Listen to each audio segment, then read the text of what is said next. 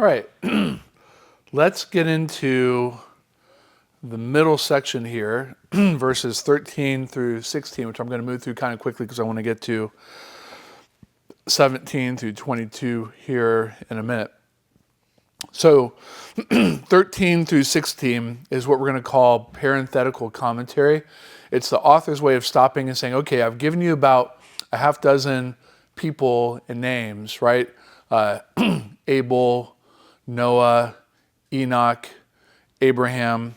Now he stops and he sort of says, let's pause and just summarize what we've said so far and what we're trying to communicate.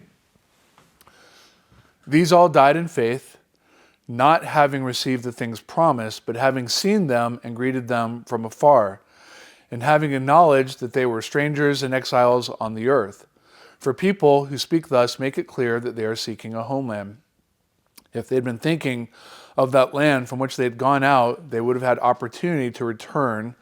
But as it is, they desire a better country, that is, a heavenly one. Therefore God is not ashamed to be called their God, for he has prepared for them a city. So it's interesting that he says they all died in faith, not having received the things promised. Why does that seem almost incorrect? Where did Abraham die?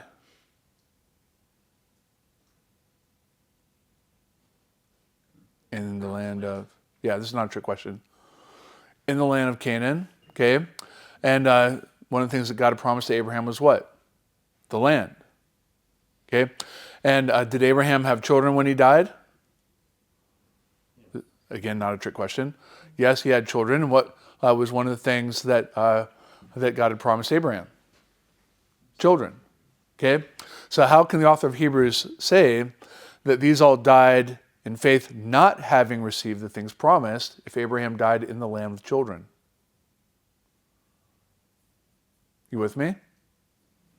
What did he not? What's that? He didn't have the Messiah.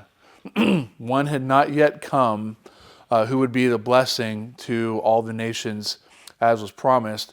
But there's also another sense in which Abraham was promised descendants as many as the stars above and the sand underneath. How many kids does he have when he dies? Not that many. Okay? And he's living in the land of Canaan, but he's been living there the whole time in a tent because he realizes that land is just dirt. And so the author's point is, on the one hand, what Abraham received, this is kind of an important point, what Abraham received was the sort of partial, or to use theological language, typological fulfillment of the promise. But what he had not yet received was the fullness of the promise. And so he dies as a pilgrim, still looking forward and still looking upward, acknowledging that they were strangers and exiles on the earth, which again is ironic because he's the owner of his own property. God gives him the land of Canaan, and yet he dies a stranger and an exile there. That is so great. Many of you will die in your own homes. Strangers. Exiles. Because this, as the old hymn goes, this is not my true hymn, my true home. Not where I truly belong. Even in property that we own, we are still here, but strangers and exiles. And then he speaks generally, for people who speak thus make it clear that they are seeking a homeland. What was Abraham doing? His eyes were looking past the types and the shadows to the substance and reality that was yet to come. This is Hebrews 11:1. Faith apprehends the substance and the evidence that we receive by faith. So he's looking forward. He is seeking a homeland. And think pastorally, what was the problem in the book of Hebrews? People were tempted to go back, right? So he teases at that a little bit here in 15. If they, Abraham, Isaac, Jacob, had been thinking of that land from which they had gone out, Ur of Chaldees, they would have had an opportunity to return. In other words, they could have gone back, but they never went back because there was nothing for them there. It's almost romantic. It's like the book of Ruth. I'm not going back. My life is not back. My life is forward, even though they could have, humanly speaking, gone back. But finally then 16, as it is, they desire a better country that is so important here, heavenly one. Think about, if you know the book of Hebrews pretty well, the most popular used adjective is here in this verse. It's kraptos, or better. Jesus is better than the priesthood. Jesus is better than the monarchy. Jesus is better than the line of prophets. Jesus is better than the sacrifices. Jesus is better than the temple. Jesus is better than the angels. Jesus is even better than the promises because he fulfills them. Jesus is better. Jesus is better. Jesus is better. But here he uses that word. They desire a better country. What is a better country than the land of Canaan? City of God. Yeah. What is the better country that you and I are to desire? My wife has in our hallway a picture that belonged to her parents. I'm pretty sure it belonged to their parents. And it's an older couple. Many of you have seen this. It's an older couple standing there like at a dock, and there's a boat off sailing away, and they're holding a bag, and they're hand in hand, and it says, "The best is yet to come." Do you believe that? The best is yet to come. No matter how good or bad, you have it here. The best is yet to come. And part of what it means to be a Christian, a pilgrim, a stranger, and an exile, is to desire the better things of heaven. And I think, to get a little preachy for a moment, I think this is really hard in our current generation that is so materialistically wealthy and visually stimulated to live by sight and not by faith. But that really is a very recent phenomenon. Like now we have means of keeping people alive like forever and ever, right? Or you can play video games where if you get killed, all you have to do to come back is hit a button that says play again, revive, whatever, right? And we enjoy so many creaturely comforts, it's almost hard to imagine that heaven will be better. And so we don't think about heaven much. But in the book of Hebrews, that's what they're thinking about. They were a heavenly minded people. And so climactically, therefore God is not ashamed to be called their God, for he has prepared for them a city. It's just like what Jesus said, right? I go to prepare a place for you. Not simply a place, and not simply just for you. Why is it a city, not just a house? He's going to live with his children. Yeah, we're all going to be neighbors in heaven. I promise not to come out early morning before my hair has been tamed. It would cause you to run away screaming. Trust me. And I never ever want to see Jonathan in his pajamas. But in heaven, it's described like a city, not simply a house. I think that's really cool. Okay, let's get to verse 17 and read just a few verses there. In fact, I'm going to go down to 19. By faith, Abraham, when he was tested, offered up Isaac, and he who had received the promises was in the act of offering up his only son, of whom it was said, "Through Isaac shall your offspring be named." He considered that God was able even to raise him from the dead, from which, figuratively speaking, he did receive him back. So we'll stop there. So these three verses are based on Genesis 22 in the Old Testament, when Abraham offers up Isaac. And I remember some years ago, I took a preaching class with someone. I shouldn't tell you who or where because you'll know who it is and it'll be awkward. But boy, I'm really tempted to say it. And he was a guy I really looked forward to taking a preaching class with because he'd written a lot on preaching Christ in the Old Testament and things like that. And I took this class from him, and he argued really strongly that to see Genesis 22, Abraham offering up Isaac as a preview of God the Father offering up the Son, he felt like that was really stretching the text beyond where it was supposed to go. And I thought, are you serious? Like wow. I really think that's kind of the point of Genesis 22.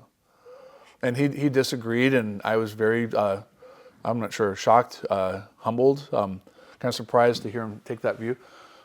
My view is that Genesis 22 in many ways is like the John 3:16 of the Old Testament in narrative form. That when Abraham offers up Isaac, it's almost unmistakable that God's intention in that text is to preview things to come. And in some ways, I want you to pause and think about what I've attempted to lay out as like a thesis in this class. That Abraham in Genesis 22, on the one hand, by faith, he is looking forward to something that is yet to come, right? And yet God shapes his life, his personal experience, to be a preview of the very things he's looking forward to. What is he looking forward to?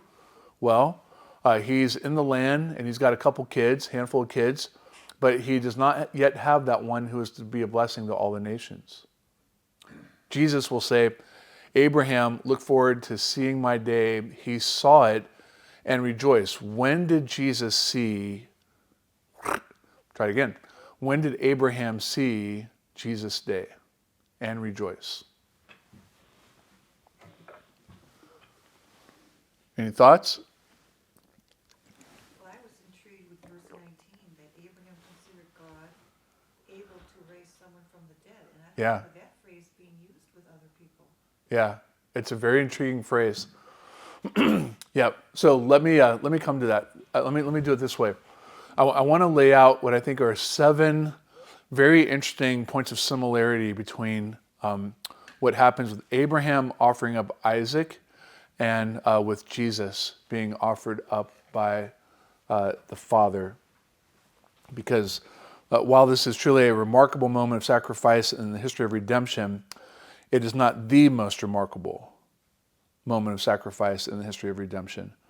All right, so let's think about some of the parallels. Isaac is not simply a son to Abraham, he is the son. Like Jesus, Isaac is the son. All of the promises rest on Isaac's head, not Ishmael's, not anybody else's. It's on Isaac. He's not simply a son. Right, I've got 2. Isaac is the son. God swore to Abraham, in Isaac shall your descendants come, and from Isaac the promises will be maintained. Okay, secondly, Isaac's miraculous birth from the yet unopened womb of Sarah is second only to one other miraculous birth. And which is that? Yeah, right. So what we just talked about is pretty amazing. Abraham and Sarah conceiving Isaac at 190 years old. That's pretty miraculous, but even more miraculous is the virgin birth. See my point? You have this, but then you have that. You have this, but then you have that. Both children, Isaac and Jesus, are in a certain sense long-awaited sons of promise, expected. And fourth, both are greatly loved by their fathers. Who loved their son more, Abraham or God the Father? Yeah. Isaac, this is number 5, is the object of the promise, but Jesus is the ultimate son in whom all of the promises find their yes and their amen. Isaac fulfills the promise, but Jesus fulfills the promises. See the point? Everything rests upon Isaac. And so this brings us then to this climactic moment of sacrifice. If we had the time, we'd go back and read Genesis 22, where Abraham is told to go up onto this mountain and he's to take Isaac, and there upon the mountain he's to offer sacrifice. And Isaac just kind of goes almost quietly like a lamb to be slaughtered, right? And they get up to the top of the mountain, and this is really cool. Well, I say cool. Where is it that Abraham offers up Isaac? What is the name of the mount? Moriah. Okay, it's Mount Moriah, and Moriah reappears one more time in the Old Testament and one more time in the New Testament. Where does Moriah appear again in the Old Testament? What happens there? It's the threshing floor. Nice job. Not, dude, there's a Sunday school teacher back there that you should hug. That is great, yeah. So when David takes the unlawful census, right, and this plague begins to come through, and finally God says, enough, and he's to go and purchase the threshing floor of a guy named Onan, and there he offers a sacrifice, and that's where the plague stops. That spot is...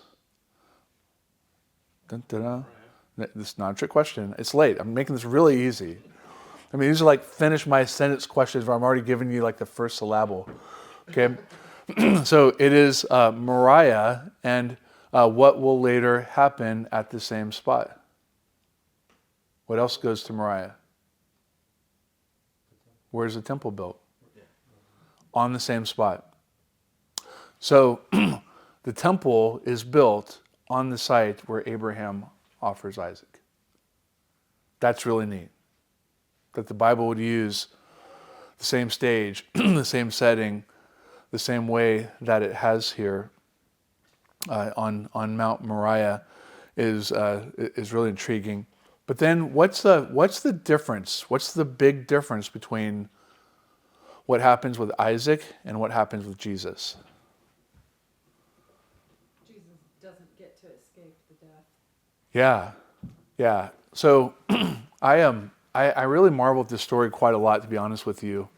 And I will admit, I became a Christian in my early 20s. I'm now in my early to mid 50s, and I'm really baffled by this. I'm intrigued and baffled at the idea that God would give up his son. And I'm almost glad that we're not reading through Genesis 22, because I can't get through it without like starting to cry when I get towards the end. Because I come to the place of thinking what it must have been like for Abraham to hold a knife with intent over his son. And it completely baffles me. Like I just don't get it. Abraham, however, on the one hand, he has given his son back apart from death, but as was pointed out here a moment ago, it says here in our text in verse 19, he considered that God was able even to raise him from the dead. It's as though Abraham was like, he was planning to go through this, believing somehow that God was able to raise Isaac from the dead. So if I'm getting this right, I'm willing to say it like that. If I'm getting this right, Abraham thinks he's going to kill Isaac and that Isaac is going to rise from the dead. Which is mind-blowing. Because to my knowledge, the resurrection is completely undiscussed at this point. Right? God doesn't say anything about it. To my knowledge, there are no hints earlier in Genesis before 22. But Abraham holds this knife, resolved, this is going to happen. And then at the last moment, before it happens, God says, don't do it. And he provides a ram. But when the Father in heaven, and we're going to struggle here, offers up his son, there is no ram. There is no plan B. And there is no figuratively speaking. The Father actually goes through and he offers up his son. And some of you will have heard me, yes ma'am? But Abraham, when the son questioned him, he told him that God will provide the sacrifice. Yeah. So he must have had, somehow, some way, must have had a feeling that he was not going to lose his son. I'm sure he wouldn't say that if he didn't believe it. Do you think he might have thought that Isaac was the provision? It's hard to say, isn't it? Yeah, it is. Yeah. But Yeah. it just... Also, if he recalls what God promised him, he must have thought, well, somehow he was going to be not sacrificed, because then how would he be able to have so many descendants, Yeah. It's interesting that the text uses the word from which Abraham received him back. And in the ESV it says figuratively speaking. The Greek word is parabolos, from which we get the word parabolically. It's as though, parabolically speaking, he received Isaac back from the dead. Is your hand up? I was just wondering about Isaac's faith. He was a young man, his father was very old. He submitted to being bound and put on this altar, just like Jesus submitted Yeah. to sacrifice. Yeah, which is one of the reasons why, I mean, to not see Jesus in that text is hard for me. Because there's so many ways in which Isaac seems to parallel Christ. Jonathan? I was going to say, that's actually a really interesting point, because, I mean, I think if you do the math, he's about around 21 or so. So it's like, yeah, he's a man of his own volition. But I think it's interesting when, and I could have that number wrong, but what I think a difference in Jesus being the better sacrifice is that, you know, Isaac goes up in ignorance, though submits. Jesus is not ignorant. Yeah. He submits. That's great. You can preach that. Some of you may have heard this story. If you've heard this story, raise your hand, tell me. I haven't started telling the story, Josh. I'm putting my pencil down here. But when my oldest son, Carl, was little, like maybe 3, 4, he had a close brush that was serious health-wise. He got this like big, massive double infection on his neck. And I say double infection because there were 2 infections there. It was one infection wearing another on top of it like a mask, which was really like kind of dark and diabolical. But apparently this can happen medically where you can literally get like 2 infections, and one is life-threatening and the other is mild. And one infection wears the other like a mask. And so what happens, apparently, we learned this for the first time, is that if you give a very serious infection a mild antibiotic like penicillin, all you do is make it angry. It's like thumping a tiger. All you do is get its attention and make it angry, but you don't chase it away. So we went to the hospital with this thing big, like, you know, let's say orange size on Carl's neck. And they gave him penicillin, and they said, go home, we'll be fine in the morning. And in the morning, this thing had almost like doubled in size, and we kind of freaked out, called the hospital. They're like, oh, don't bring him here, and don't call an ambulance. Drive him an hour away to a specialist hospital up in Jacksonville, and they'll be waiting for you when you get there. So I drove fast, and we took him up, and they put him in the hospital, and they immediately hooked him up to this drip line IV. And for almost a week, days, at least 5 days, he was there. And one interesting thing was they didn't want him to sleep because they wanted to keep his metabolism pumping this antibiotic through his system. And so that meant we weren't sleeping. So Heather and I took turns. His older sister was a little kid at home. And so we took turns, and it was brutal. And several days into this, you know, you're on a NICU floor with a bunch of other kids or families, and you kind of get to know people, and you recognize, and some little kids are in there and they're just wrapped up in tubes, and you can barely see the little baby, and other kids were, you know, burnt badly, probably in a fire or car accident. Some of the kids had family members that were there around the clock. Other kids, you never saw anybody but the hospital workers, and you wonder, like, you know, did the parents die? Like, you know, where are these kids' parents? I'm not a super compassionate person, to be honest. I don't think I am. My wife is. But I was overwhelmed with a lot of compassion for those kids that week as we kind of walked alongside our own son. And I remember one night, you know, it was like 2, 3 in the morning, super late. I'm in this total fog, and I'm trying to keep Carl awake, and we're walking down the hallway doing the drill. And you peek into the rooms, and I remember looking in these rooms thinking, there's no kid in any of those rooms for whom I would give up my son. For all the compassion I felt, and I felt a lot, like really sad, wishing I could do something for those little kids. For some reason, it just struck me like there was no kid in one of those rooms for whom I would give up my Carl, my oldest son. And then it struck me even more, and you'll pardon the imperfect theology here, but you'll get the point. But God the Father didn't give up his son for innocent, broken, helpless little kids like in this NICU. He gave up his son for rebels like me. And I mean, I'll just tell you, I don't get it. like the more I try to figure it out, the higher it gets from me, and it makes me really eager to want to meet God and understand Him better, because it's overwhelming to me that what Abraham did not have to do, God the Father followed through on for you and for me, so that we could become His sons and daughters. And I'm telling you, I believe that, but I don't understand it a bit. Like, it just doesn't. It's like a lot of things in Christian faith. I believe them. That doesn't mean I feel like I understand them very much at all. And so Genesis 22 for me is just this beautiful text that either way, in some fashion, Abraham received his son back. I mean, if Abraham was in horror, walking his son up the mountain, even if he thought he would get Isaac back, he still knew what he had to do. Right? But then he comes home with his son that doesn't have a hole in his chest.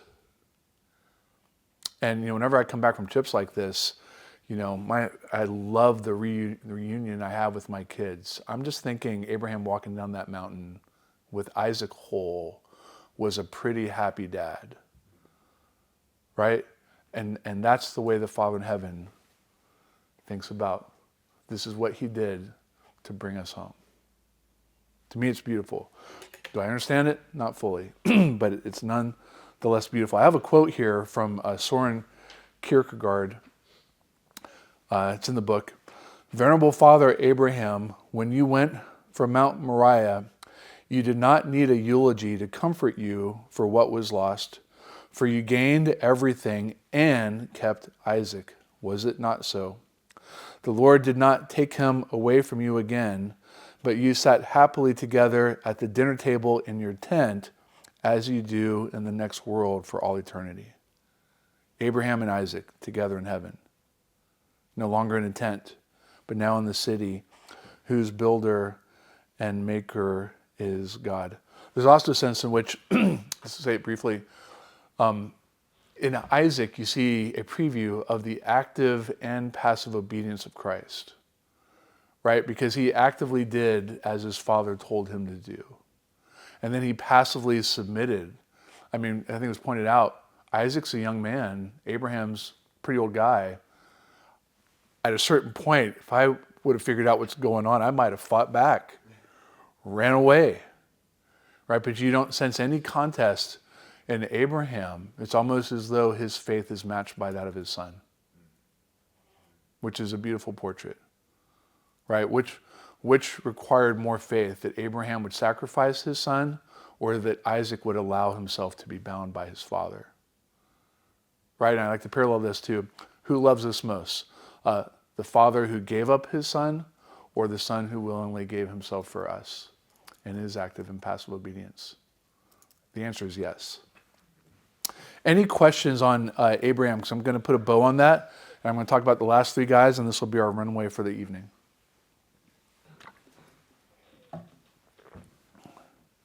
Any questions? All right.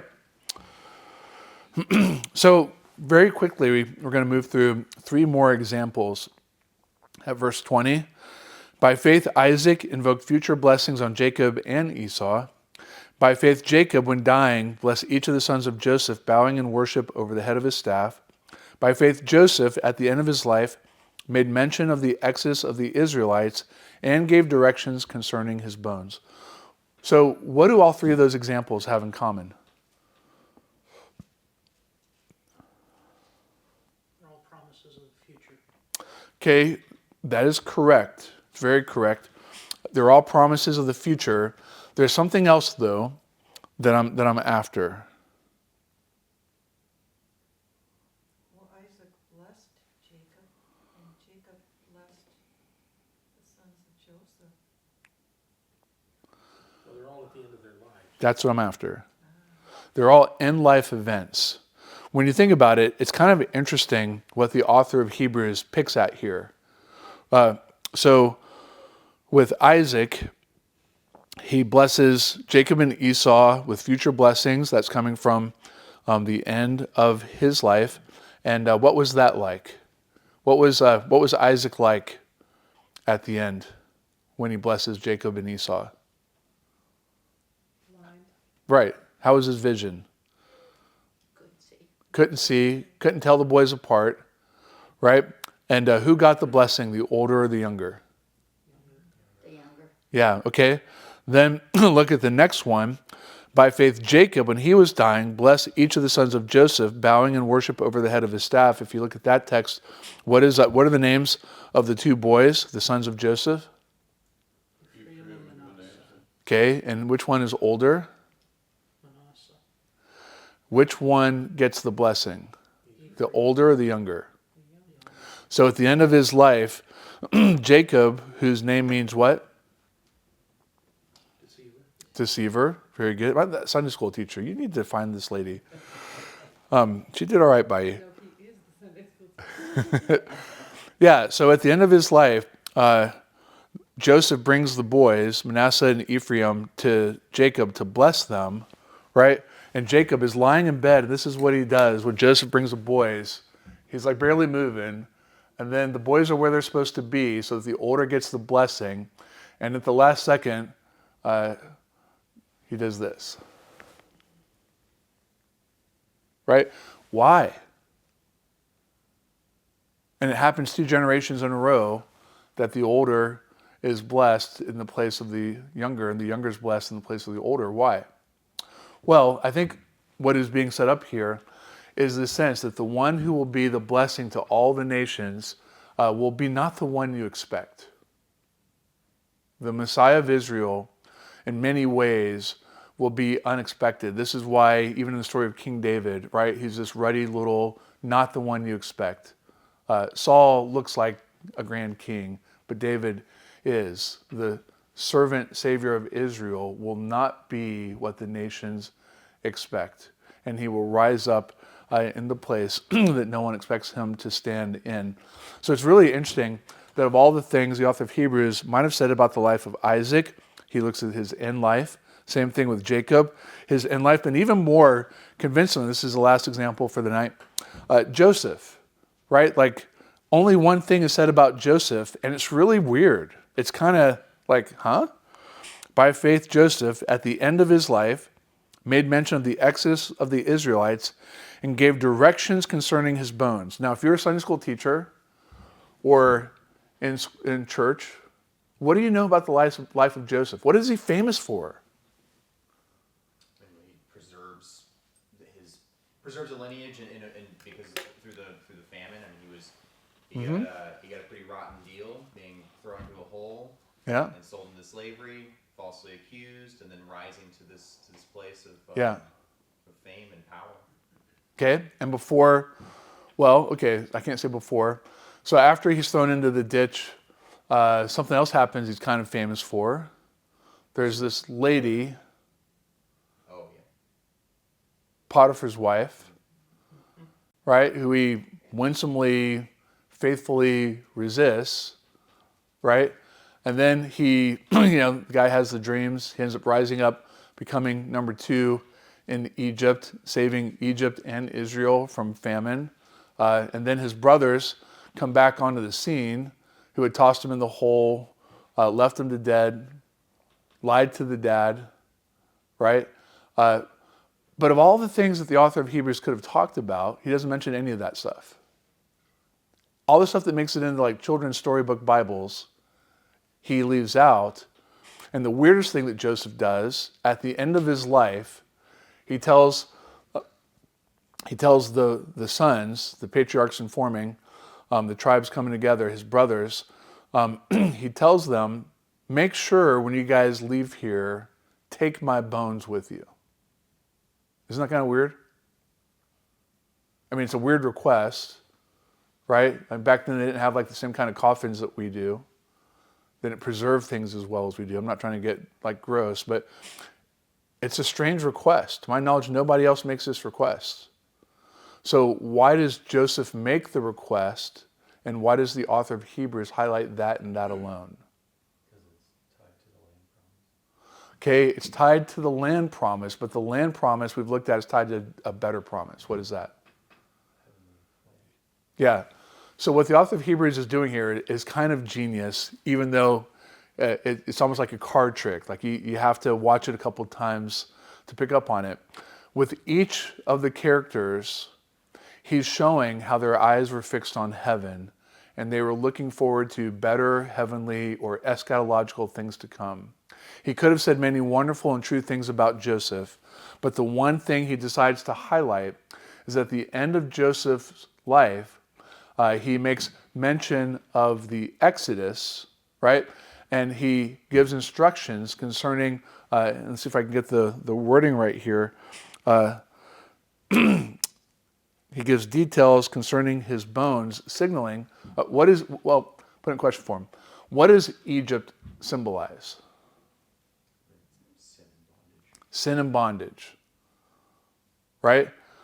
Closeness to God or far? Further away. What does Canaan symbolize? It's the land of milk and honey, and another word starts with an R. We get it every Sunday. Rest.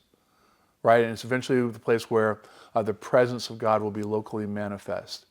And so Joseph's dying wish is, don't leave my bones, even though they're useless to me, don't leave my bones symbolically in bondage, but bring them up to the land of freedom and rest, that thereby I might signify by faith my hope in the land of the living, not simply the dying.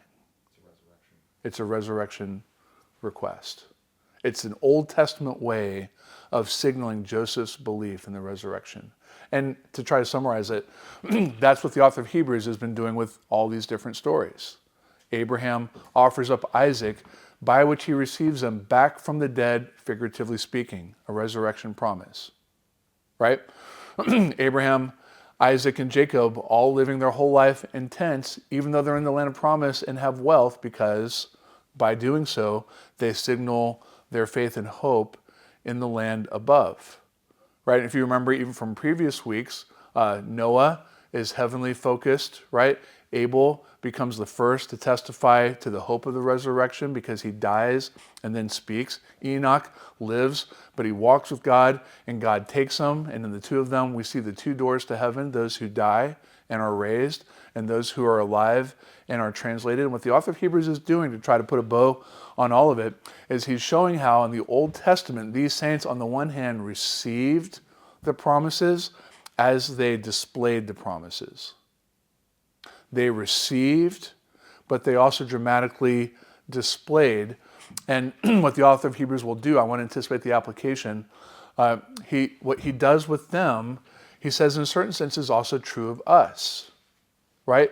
We too are strangers and exiles here. We too have the first fruits of the promise, but not yet the fullness of those things. We too desire a better, that is, a heavenly country. And we too receive promises of God, but be with me here because this is really important, because life is not always easy, right? We too display the hope of the resurrection in our own ways as God shapes our own particular lives. And yours is different than mine. And yours is different than theirs. But God's people are not simply recipients of the resurrection promise. We're in our own lives a form of, we reveal it as well. We testify to it. That's what the author of Hebrews is doing and why he makes these interesting selections regarding their life.